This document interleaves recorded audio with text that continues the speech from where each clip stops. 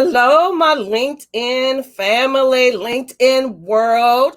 Now, I have the notification. So I always have to make sure because technology sometimes is not my friend.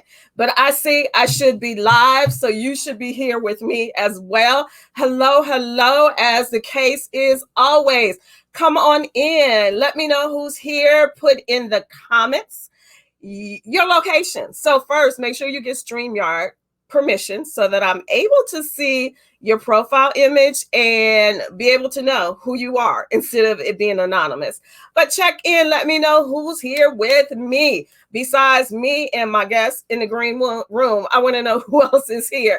But hello, hello, hello, welcome, welcome. So here we are, another episode of Imposter Syndrome Disrupted. And it is July 27th, 2021. So it's only, 5 more months left to the year? 5 more months left to 2021. How did we get so far along in this year already? Hey, my girl. Okay, so, and I need to calm down and not be so excited and so loud, but that's how I do. You know me. Hey, Tawana. So it's so nice to be here, to have you. And I'm gonna get distracted if I start talking about you. So I'm gonna just say hi. So nice to have you here, Tawana. Coach Tawana, the LinkedIn extraordinaire coach as well. Yeah, I'm not gonna say anything else because I'll get on with Tawana and on the topic of her and I and our history, and it'll just have me in a whole different space. So hey, Tawana. Hey, Miss Bravo, because I'm not gonna mess up your first name.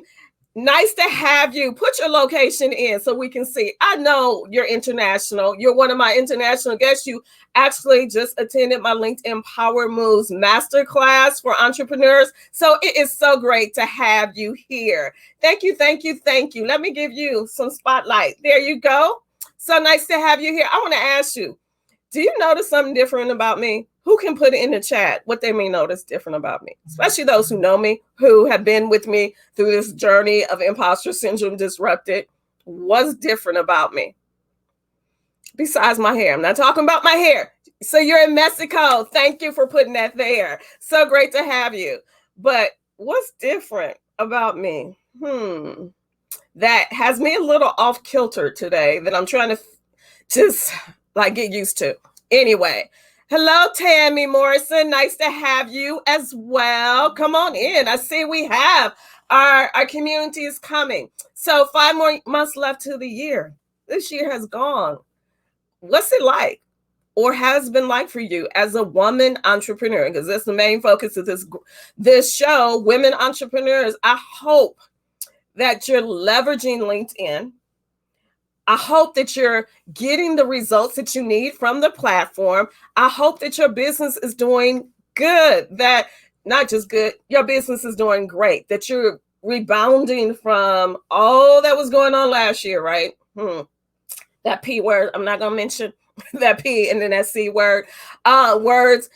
Hope you're rebounding, that you're getting back into the swing of things. Your business is not just surviving, but thriving, because that's the name of the game, right? For us, we need to thrive, not just survive. Hey, Shannon, you made it despite work. Here from North Carolina. I had to shout my Shannon. She's one of my clients, new client who was so dedicated. I'm gonna just say this. So she's one of my clients from my recent LinkedIn Power Moves for Entrepreneurs Masterclass. That was just last Thursday.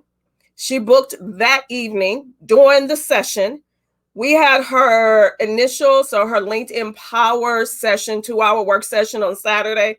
I have high hopes, high aspirations for her because she's about business and she's a new entrepreneur. Brand spanking. I don't know if I should say brand spanking new, but brand new when it comes to being an entrepreneur. So congratulations, shout out. Thank you for joining, Shannon. Hey, Renita. Oh, clients up in the house. Okay, I need to stop getting distracted. I'm going to leave chat alone. I got you, Renita. I see you from Chicago. So your power glasses, Monique, good for you. I don't know if they're power glasses, but thank you. You're making me feel better about it. So thank you, Monique. I broke my glasses yesterday. I'm not even gonna claim I broke them because I don't know how. It's just weird how it happened. So my glasses broke yesterday, right after a meeting. And so I had to rush and get some new readers yesterday. And I'm trying to get used to the shape, the style, and all of that. So thank you for noticing right away, Monique, and calling it out. New Jersey in the house. All right, I see you. All right, so let me get to business because I will stay here with you forever chatting. And maybe we should have an episode where we just lay back, there's no guests, and we just chatting the whole time. Maybe. Well, I'll schedule that. But I have a guest today, show partner. So let me hasten on to what I need to share, right? And as the norm is, I have a quote. And I picked this quote specifically because of the guest I have today. And here it is. Hustle until your haters ask if you're hired. Mic drop. Like, and I've had this actually with my business. Not where they've asked if I'm hiring. They've looked back and like, "Ooh, Clarene, your business is doing so good. Congratulations, let's collaborate." I'm like, where were you way back when I was struggling and just starting out and looking for business and partners and trying to get things done? But then, it's like people wait and, think we're going to disappear or we're not going to be around or don't think we're serious or whatever the case may be, or the haters for real who just don't want us to be around. But then they see our growth, they see our hustle, they see our grind, they see our success, and then they want a piece of it, so to speak. But hustle until your haters ask if you're hiring. That's the word of inspiration for today. So let me get to then now. Let's see. Let me go right into the article, and then I'm going to have my guests come on, and we're going to have some information I'm hoping you'll be inspired by. Usually, and I'll talk more about this, usually my guests are always female. So this is episode 14, and this guest today is not female, a man, and he's my second male guest. And if you didn't see the episode with Dr. Charlie Cartwright, go back and find it on YouTube. That'll probably be the easier way until LinkedIn gets a tab for videos. But that episode, oh my goodness, was so inspiring. Like, oh yeah. But today's going to be a great conversation as well. All right, so article. And so again, I don't do the follow-up article anymore, summarizing the news briefs and such. So I hope you have a pencil and pen, and I'm going to pen and paper to write this down, and I'll say it slowly, but I'll put the link in the chat after the broadcast for this article. But the name of it is Breaking Down Barriers in Entrepreneurship for Women. July 21st. So recently, July 21st, this was posted by the National Academies of Science.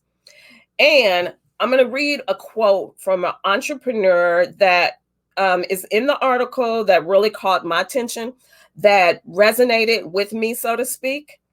And I'm sure it will resonate with you as well. So this individual says, so Jen didn't, or is referred to her. So Jen didn't expect to wind up as an inventor and entrepreneur. And so Jen said, I really like it and enjoy it, but I always feel like part of my journey was a lot of reckoning with and understanding how women are often talked out of being in this space. Now, does that resonate with any of you?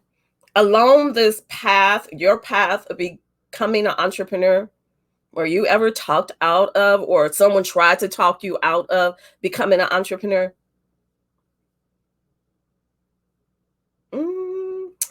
So for me, and I made a post of it, I think last week, or a comment or a post of how a so-called mentor at one point in my entrepreneur journey told me I should close my business, put my business on hold, and I should go work for a marketing firm and get knee deep with them and become, whatever.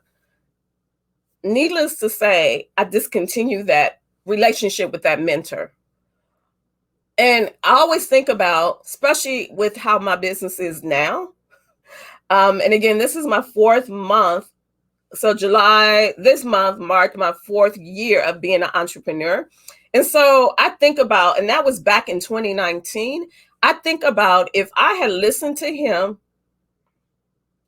all that I've accomplished since then, where I'm at now in my journey as an entrepreneur with my business, if I would have listened to that, I wouldn't have accomplished all that I've accomplished. I wouldn't have been in the position and have the privilege to support and empower and assist and train individuals like Shannon Scott, Dr. Renita Alexander, and others who are in the chat. I wouldn't have had those opportunities if I would have listened to him. So it is unfortunate all that we have to deal with as women entrepreneurs. And that's why this show is just for us, because our walk and our journey is different. But I'll put that article in the chat as soon as I end the broadcast, or quickly after I end the broadcast. Don't let me put that expectation there. As quickly as I can. But it's a very interesting article. So for you to read the full article, it would be very beneficial. All right, so enough of that. I'm going to bring my guest, because if he's right here with me, then I'll talk less, I think. We'll see. Hello, Steve. Welcome, welcome, welcome. I'm just going to say hello, and then I'm going to let you introduce yourself instead of me messing it up and all that. But let me share this first with the audience. Oh, wait a minute. I like this. I try not to keep people in my circle who don't support my goals. Exactly, Shannon. We have to be protective, even our circle on LinkedIn and our circle in real life. If people in the journey of entrepreneurship, for me, there's been relationships that have changed dramatically, so because those individuals have not been supportive of my journey of becoming an entrepreneur, a business owner. So we have to guard our circle and have those who are with us truly in action, not just in word too, right? Truly believers and supporters. But so when I first started my business, which seems like forever now, but it's only been 4 years. Early in my journey as an entrepreneur, Steve Williams was a client of mine. And in the process, so I've said before, I believe that when I first started my business, because of my background in public relations, print journalism, communications, my scope of business was more public relations orientated and some social media. So my business has evolved, where it's exclusive LinkedIn now. But so I had the honor and privilege of having Steve as a client, writing press release for him and helping him with some other PR related activities. So in that process of completing writing his press release, I had to research him, right? I had to interview him. I had to find out. And me as a woman entrepreneur, I was so impressed with his journey of how he started his business, because he's successful, like in business for a very long time. And successful with what he does, but I want him to really share some details of how his early process was, of what he did, the grind, the hustle that he put into becoming the successful businessman he is today. It didn't happen overnight. And again, just hearing the story of how I don't even want to say, I'm gonna let him, the things he did, the unconventional, non-traditional things he did to get business, and it worked, and it's continued to work. So let me be quiet. Hello, Steve. Welcome. Hello. I was taking my notes on everything that you were saying. Like, I agree with it. I want to add to it because it is very important. Before starting with me, I want to say something very important. My wife was like, right, I don't want to say like to the side. We were together building our business. We started it together. From day one, and we built it together, and now we're going to be married next year, 32 years. We started it when we were both 20 years old. You're admitting that. Yeah, so she was with me, or we were together when the money was like this. Very, yeah. But to, Duly noted. Thank you. but So I it's want been to answer. team effort. It's been a team effort. Yes, So that's great. team effort. Yes, and she knew where to apply pressure to me to make sure that I stood up for what I said I wanted to do, because Good, that's good, very good. important too. Yes. Well, the first to go back, well, just like say to go back to 1990 when we started Blue Book, because it was Blue Book Milwaukee, an advertising magazine. We started it in 1990. Now, if you remember back then, and you being in the press, back then the daily newspapers dominated everything. But PCs started coming out, and they were more affordable. Software started being developed that was affordable, and you had an explosion of those free publications all over the place. And and where we saw a niche was that the small business person, they couldn't afford to advertise in the daily newspapers. And so without any experience in graphic design, without any experience in advertising sales, my wife and I came up with this big idea to start a publication. Now, Wait a minute. Wait a minute. So wait a minute. So I want to like capture these points as we go along with this. No experience specifically with something that you were going to venture into, but you had the will and determination. You had the hustle. You saw the opportunity that was there and you took advantage of it, and took right? advantage of It it. created an opportunity for the two of you, right? Absolutely. Now, to kind of show how we saw the opportunity is my wife did some work for the NAACP with the Freedom Fund booklet where they went out and solicited small businesses to advertise in there. And she was like, all of these places are advertising.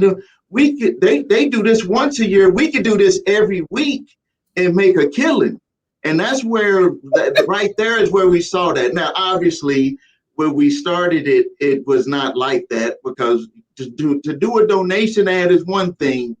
To advertise week after week after week Right, is a right, totally different thing. right. But we started this whole thing though with no experience, and the first publication that we printed was a disaster.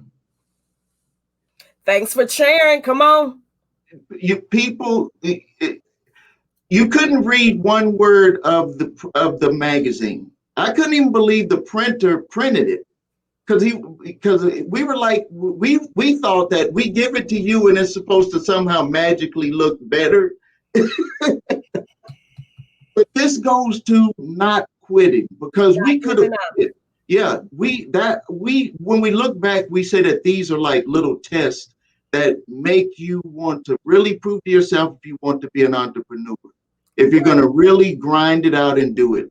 So we let that pass, and we started redid another publication. We lost all of our money on that one, redid another one, and then that one looked okay. It still wasn't the best, but it Right, kept us going. right. And so we just kept grinding. Like, people came into our lives and we accepted them when they came with ideas. We always evaluated them. And really, when I look back, that's what we did over the years to just grow that business. And what it is now. We've been publishing since 1990. It's a weekly publication, and Do you we have help. one? I'm a visual person. Do you have Yeah. one right there? Because we have people all over the Oh country, yeah. all over the world, so they may not be. So talk about it. Kind of is like the community level yellow pages, but it's Yeah. the blue book. But so just so people can get a visual and understanding of what it actually was, and I like how you said how This one. your first publication, the first version was a, and I'm sorry, I Complete just disaster. That word isn't strong enough for it. I mean, it was just dots. You couldn't read not one word. It was just dots. but like I shared about the guy who told that, me I should that, stop my business. that If you would have stopped then, all that you've accomplished since then, you would have missed out on. You and your wife would have missed out on if you would would have yeah stopped.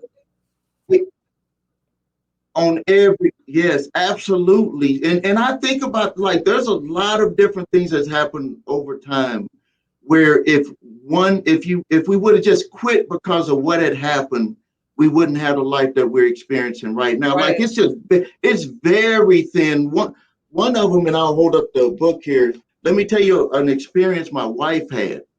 And this goes to show where you had mentioned the gentleman who tried to kind of get you to go work somewhere and get experience there and stop your journey. Well, she went into a store to get the payment, and the guy ripped up the money and said, "I'd rather rip it up than give it to you." Now, this is face to face. And then the way we used to do it back then, she would go to her customers and I would wait in the car, and then I would go to my customers. And we did this door to door. There was no cell phones back then. This was us walking in the stores, selling, getting rejected or making a sale, and then going back the following week and collecting the money for the ads so we can reprint and put money in our pocket. And this guy ripped up the money and said, "I'd rather rip it up than pay you." Now, my wife, she came out, she was upset, and then I went in, and we just got rid of him as a customer. But that even goes to where she said, well, both of us together said we just got to keep moving forward Keep because, moving. yeah, different. You'll get if you know what your tests are, you'll pass all of them. If you know what Keep your going. yeah, Yeah. if you know what your hurdles are going to be for your business, you'll pass every one of them. The ones that you don't expect are the ones that are really, truly tested you to see if you want to really be in that business or if you're going to just quit. But Right. You hear that, ladies? Or gentlemen, if there's any gentlemen here with us as well, we have to keep on. I liked how, and I'm gonna, let you talk yeah, about more of the business so then we can wrap up. I like how you talked about even like the first publication, disaster. You said it. But because I mentioned to one of my clients recently, like I create my own graphics. I yeah, didn't start out as a social media graphic person. It's something I had to teach myself because as a solopreneur, my resources are limited, my funds are yeah, limited. I had to, keep as much in house so that I can grow the business, right? And so I taught myself. But when I look at graphics I created years ago, even sometimes months ago, they look different from what I create now. yeah, I can see the journey, I can see the progression. I create graphics now to the point where other people think someone else does them for me. And yeah. it's not, it's me doing them because I had to teach myself. So talk about your business, about, from your expertise, what you see different going on now. Because you talked about the journey of, you know, newspapers and TVs, really that's being where it was at with come to ads and marketing. But now with digital, we're Yeah, digital. 2021 getting to 2022 in the whole digital landscape. How have you seen things change? Or what's the latest? What's going on now? Well, What do well, entrepreneurs need to keep in mind when it comes to ads and lead generation? the number one thing is do lead generation. Lead generation saved my all of my businesses. Online lead generation. We got totally, I don't want to say totally destroyed, but like half of my revenue got lost from Blue Book over the years. I would say since '08 to about 2016, because everyone started shifting those dollars to online. And because I have other companies, I was always focused on doing lead generation. I have an online business. And when I look back, if I didn't do lead generation, that means that I ran ads online and I always generated leads. Like I didn't just run ads to display my business. I did lead generation because when you have leads, people to follow Wait. up on. I'm Okay, sorry. For just so that people, like, make sure people understand, because some people may not even understand what the okay, term means. So when you say lead generation, what do you mean specifically? Explain that, please. that means okay. So all of my ads that I run, I don't focus on making a sale. I just focus on capturing the individual's information that's interested in whatever product or service we're offering. So, and for those That's the who, whole focus. right. And so those who are visual like me, or those who go through my trainings and they understand when I talk about the value, the power of LinkedIn is getting people into your sales funnel, the top of your sales funnel.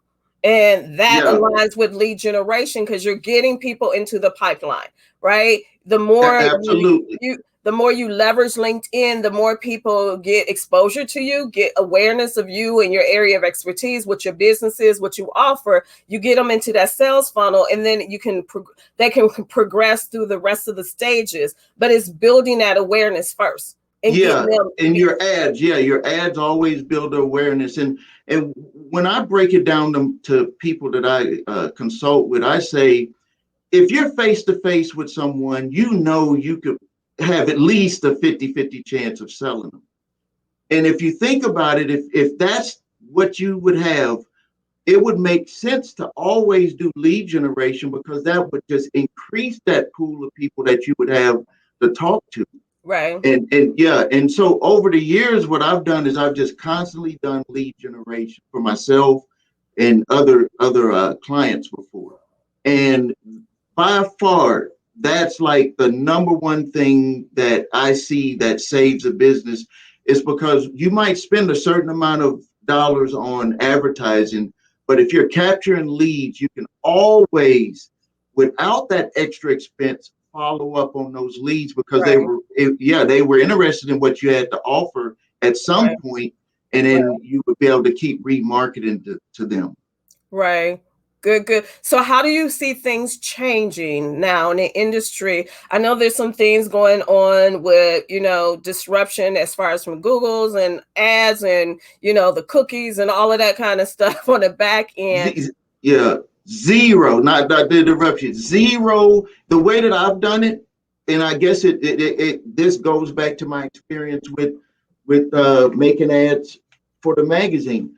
The only difference when you can't have the cookies and you can't have the tracking and all that stuff is that you have to be a professional at making the first ad, that the introductory ad. See, the tracking kind of cheats with the cookies and following you everywhere you Right. pop up. It kind of cheats because they can make an ad, and if you just happen to click it, it's going to follow you all over the internet. And then subconsciously you will think, hey, I'm still interested in that. But when they take that away, you're going to start seeing who are the really good people at making ads, because that's where it's going to all start. And then from making those ads, generating the leads, and then into the sales funnel. Right. Exactly. Yeah. So how's this helping you, everyone who's here with us, and especially my friend David Pede, who is a sales professional. So um, anything you want to add in the comments, anything you want to add, anyone, or what questions do you have? And if you have a question for Steve, he's a lead gen expert. Lead So generation, that's my new title, is lead gen. When I think about it, what I did in with the businesses, and when I started all the way up to now, it really boils down to getting more people to go see what they have to offer. So you have this we have this lead generation gen expert. What questions do you have for him? Put them in the chat and I'll feature him and he'll answer on the spot for you. What questions do you have? And it's interesting how, and I like how you talk about the journey, the progression of how things have gone in marketing, right? Yeah. And we have to always, Tammy, I'm glad the information is good for you. This is great Thank you, information. Tammy. Great, great, great. It's important that we adapt. We Yeah. can't stay and continue to do the same thing and stay stuck back to what worked 10 years ago, 5 years ago, 20 years ago, or whatever the case may be. We have to always be willing and ready to take a pivot and adjust. And we saw that last year with the pandemic, and just in life in general as business owners, we always have to be leveling up our skills and our expertise so that we can be ready to make those changes as the industry changes, Yeah. as the needs changes, as our clients bring other interests to us, our ideal target client targets. We have to always be willing, ready to make the adjustments. Yeah, absolutely. And like at one point it was mostly newsprint, and then digital came about, and then people have to learn how. Because this is one of the things. If someone that's watching is struggling with their online business with lead generation or with just advertising, period. Let me give you the big secret or the aha moment that came to me. Uh-oh. This is Uh-oh. Wait a minute, y'all. yeah, Get ready to take notes. you gotta write this down. You gotta write this down because this will help you so much. Number one is that your competition is your businesses that are similar to yours, but your competition is also YouTube videos that they can go find, ebooks that they can go find. Their friends and family that saw that other stuff, and then when they got introduced to you, and they asked their friend a question about if they should jump into your program, these are your competition now. So what you have to do is you have to design your follow-up process, your business, everything that you do around answering questions that can kind of take the that can take those misconceptions away from what they might see in other places. When I started doing that for my businesses, it pulled me up as an expert because they're like, well, they say to do this on YouTube, or this ebook said to do this. And I was like, I'm actually doing it. Those are a lot of people that are just Right. saying to do it. Right. Right. You got to That's follow people. Yeah. And like right. what you said earlier, who are you listening to with stuff? When a client asks me to prove that I'm really doing lead generation, I show them with one of my companies from customers who haven't bought from me. I have over 104,000 leads. And from that same company, from the customers that have bought from me, I have over 20,000 leads. So now that's like money in the bank because I can always advertise to my customers who purchase other products and services. And then I can also continually market to the non-buyer list to get to my ultimate product that I have to offer. Great, great. And it is, you have to be being an authority in or being that expert is more than just having the title or more than just going on and saying, giving information. Yeah, And as I tell my clients, because there's other LinkedIn coaches, trainers, but one of my differentiating factors is I practice what I preach. I don't just talk about it. I don't just go from reading a book or taking a course or whatever. I use the platform day in and day out. That's why I know it in a ways that yeah, others may not know it. So when there's a change on the platform, I know it right away because I use it every yeah, day. because you're using it. Yeah, you know. Right. So I know it directly. Shannon has a question. If you can see it, Steve, is Yes. lead generation used specifically to get more sales, or is it the same as building a network, relevant and helpful connections in and out of your specific industry? And Shannon's a client of mine. So Okay. I know her because she's focusing on LinkedIn, and I'm gonna say, Shannon, yes, it's the same thing. Lead generation. Yeah, So from the LinkedIn perspective, as you build your network, as you do your create your content and you engage with others, that's lead generation in a yeah, sense, because you're making people aware of you, you're building those authentic relationships. Those individuals go in your sales funnel. And so when they're interested in what you provide, you should be coming top of mind to them because of that track record. When they know someone who's interested in what you provide, you should be top of mind to them because of that track record. So our business is different what we do. Steve what but it's the he same in a does it way. versus Yeah, what I do, but it's the same thing when it comes to lead generation on LinkedIn. Yes, based upon your network, your content, your engagement, that creates the process of getting people into your sales funnel because they're becoming aware of you. But go yeah. ahead, David. I mean, I'm sorry. Go ahead. I've seen David's comment pop up. So go ahead. Yeah, for me, and yeah, it's similar. For me, the only difference is that I use email for mine. It's but there's the same thing that you would do on LinkedIn is that we capture email, and then we just send them content, and we don't lead generate to make a sale. We do lead generate to gauge interest, but not to make a sale. We let the follow-up process make the Right. sale. It, I love it. You said it perfectly. And David is sharing information as well.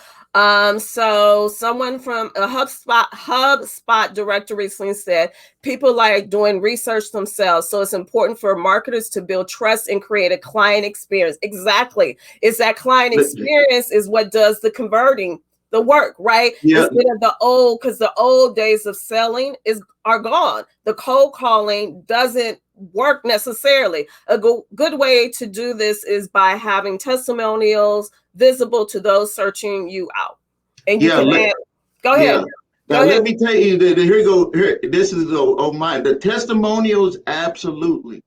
But when you have a good follow-up process, this is like a testimonial. Really, it's a good and bad from what I've learned over the years, because everybody has a different experience. You can have two people eat at a restaurant and they both have two different opinions. That's true. So when people look at a testimonial, what they're really trying to do is to try to see if that person is somehow similar to me. Right. And then if it is, they'll say, okay, if it was a bad experience, then that product isn't for me. If it was a good experience, then that product is for me, because that's all they had to latch on to. Right. But when you have a follow-up system like what you teach with LinkedIn, what I do with email, you will see that people will actually it'll start veering to where they are listening more to you. And if you're doing your job with following up, posting new content, educating them, they will actually come to you without looking at the testimony and just say, right. Bottom line, tell me what you're going to do for me and how you can help my business.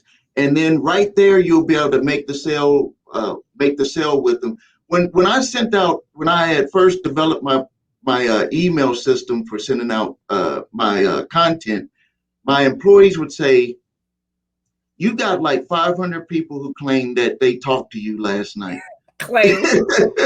And I was like, they're getting the auto email. But on the auto email, I don't put my company name, I put my name. So all of these people, they'll think that I'm personally sending them this email message. And they'll say, Steve said, watch this video and then call in the morning to sign up for the service. And I was like, no, I'm just putting them through the autoresponder. We've on a daily basis with the YouTube, and I know you're pushing me for LinkedIn, so we'll talk about that too. It's a whole world there, whole nother world. I like that world. I like that side of the world. That's there for the taking, a whole nother world. I like it. We could have like 300 to 400 people that'll contact us.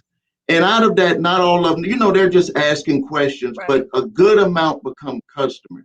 Yep. And so using LinkedIn the way that you use it, using email the way that I use it, you can see that, you can have that growth with your business. And it all just starts with lead generation and the way that both of us show people how to do it. Anything else you want to add? We're going to wrap it up, but anything else? I hope this has really been helpful to all of those who are watching, whether in real time or watch the replay or hear it on the podcast or see it on YouTube. I hope this has been helpful. You see, so Steve can be contacted. You can learn more. And you see the ticker for those who are with us live now at the bottom that says you can go to www.moreleadsteve.com. So www.moreleadssteve.com. So there's an S on the leads. Moreleadssteve.com. The double S right there. Right there, yeah. Anything else you would like to add, Steve? I would like to add, first, thank you for having me. I really appreciate it. I really appreciate everyone's time for taking the time out. I want to just leave everyone with saying that please don't let anyone stop you from your dreams, because they don't know. A lot of times, family, friends, you wouldn't believe it. It's just because they don't know, and they're trying to keep you where they're at. but Right. you have to be willing. Yeah, you have to be willing to go forward. Don't be afraid. There were certain things that I was afraid of, and I would just push through it. But now, what I do now is that I just write down what I want and I just go for it. Good. Because if you really sit back and think about it, like say somehow you knew today was your last day, you would say, "What was I scared of yesterday? What would yesterday's fears really mean when it comes to business, especially with business? What would it really mean?" Now, I'm not saying go out there and be crazy, but Right. but your dream is your dream, and if you focus Yours on it, alone. Mhm. yes, focus on it, work on it. Don't let people take you away from it. And also, people will come into your life. Like a lot of people just popped up for one day in my wife and I's life and gave us some information, and then it's like they disappeared. And we use that, and we've used that for years. So people will come in, they will give you information, some good, some bad. Evaluate it, use what you can use, keep growing, and keep moving forward. All right. I love that. That's powerful because it's, the phrase and I'm going to do it like this. So the phrase that this is where we're at and we're scared, right? There's this line, the comfort zone. But when we go past that, then success is there for us. If we push past, just right past our Right comfort zone, past it. right past on the other side, but we got to deal with all that, like disrupt the imposter syndrome, as the show is called, but disrupt all of that misbelief we have internally or that others are telling us, all the self-doubt, all the what if or what could it be or whatever, and pushback there's going to be. And I love how you started off talking about the first publication and how the rejections you get along the way. Yeah, they're going to come, but we have to have that thick skin, right? We have to have the thick skin and take it and not be stopped by it, but continue to push forward because greater is on the other side if we And, just and, keep on. and you said hustle until you're, and what was You're it? to You're, hustle until your haters ask if you're hiring. I've had that happen. And also hustle until the haters that don't want to do business with you come to do business with you. I had a furniture store that would not touch our publication. It took us 15 years. After we sold him after 15 years of not getting him, he advertised straight for 10 years. Wow. See? That so because you stayed with it and Exactly. you proved yourself to be who you say you are, and they saw that, right? Exactly. And when I made the sale, it was as if the 15 years didn't even exist in his mind. But I knew it. I was like, yeah. Uh-huh. Did you charge them a little more because of that? I was there. I was there. But All 10 right. years, 10 good solid years before he sold the business of every week business. keep because you kept going. You Yeah. kept going. um so we're gonna wrap up. Again, thank you so much. It's been great having you, Steve. Thanks for partnering with me for this episode of Imposter Syndrome Disrupted. I'm gonna wrap it up. So as is always the reminder to my fellow women entrepreneurs, let's put our crowns on, right? However we want to. I always tilt mine, but our S's on our chest and boss up on LinkedIn and leverage the platform so we can get the business we deserve. We can get organic business from LinkedIn. It's just knowing how to use the platform and doing so consistently.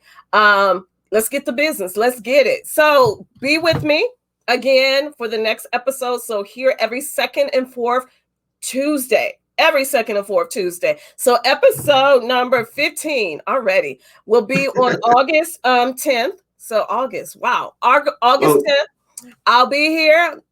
Stay tuned. I'll be announcing the next guest, and that's it. Anything else closing, Steve? I just really appreciate the time. I see the hard work that you do. You're excited. I appreciate everything. You're motivated. It inspires me. Oh, And just keep doing what you're doing. And everybody else, keep doing what you're doing. Don't let anything stop you.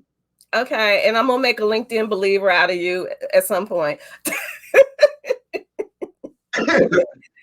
Okay. Hello, Felicia. Nice to have you, Felicia. Why am I messing up your name?